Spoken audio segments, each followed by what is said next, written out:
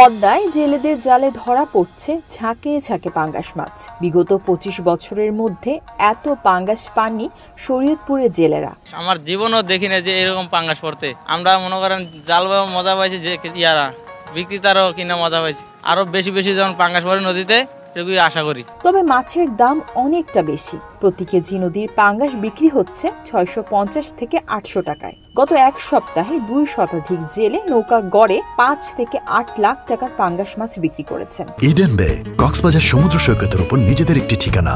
মাত্র 5 লাখ টাকায় আপনিও হয়ে যেতে পারেন এই হোটেলের মালিক। ইডেন বে, আ কনসার্ন অফ ভাইয়া হোটেলস। এদিকে মৎস্য বিভাগ বলছে, মা ইলিশ অভিযান সফলভাবে বাস্তবায়ন হওয়ায় এবং মৎস্য সংরক্ষণ আইন বাস্তবায়নের ফলে নদীতে মাছের উৎপাদন বৃদ্ধি পেয়েছে। জুন মাস পর্যন্ত 10 ইঞ্চির নিচে ইলিশ সহ অন্যান্য মাছ বন্ধ থাকার কারণে এবং সরকারিভাবে মৎস্য সংরক্ষণ আইন বাস্তবায়নের ফলে নদীতে মাছের উৎপাদন বৃদ্ধি পেয়েছে। আমরা আশা করছি আগামীতে মাছের উৎপাদন আরও অনেক বাড়বে।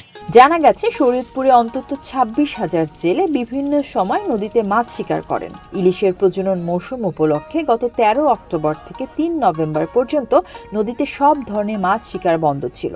4 নভেম্বর ভোর রাত থেকে জেলেরা নদীতে মাছ শিকার শুরু করেন। ওই দিন থেকে জেলেদের জালে প্রচুর পরিমাণ পাঙ্গাস মাছ ধরা পড়ছে। পদ্মা নদীর শরীয়তপুরের নড়িয়ার চরাত্রা, নওপাড়া ও খরিশার এবং ভেদরগঞ্জের কাঁচিকাটা, তারাবুনিয়া ও চরভাগা এলাকায় পদ্মা নদীতে জেলেরা পাঙ্গাস মাছ শিকার করছেন। সারা রাত মাছ ধরে সকালে তার বিক্রি করছেন নড়িয়ার সুরেশ্বর মাছের পাইকারি বাজারে। যথেষ্ট দিচ্ছে আল্লাহ পাক, বহুত পাঙ্গাস পাইছে এবার জেলেরা।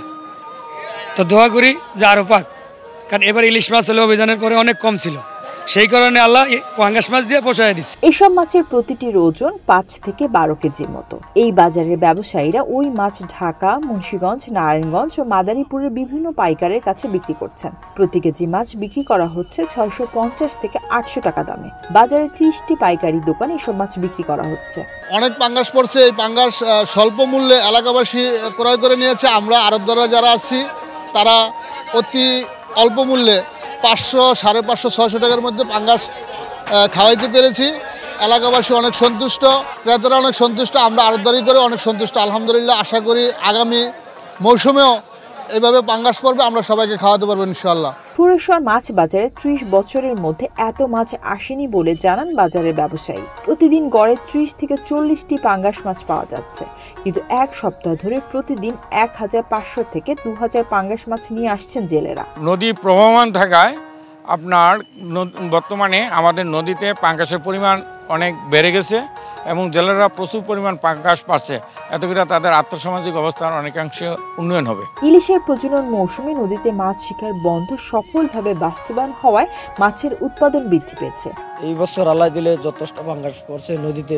এই পদ্মা নদীর ভিতরে এরকম কোনো বছরও মাছ হয় নয়। আর বুড়া বুড়ি আমলও গেছে এরকম পাঙ্গাস পায় নয় পদ্মা নদী।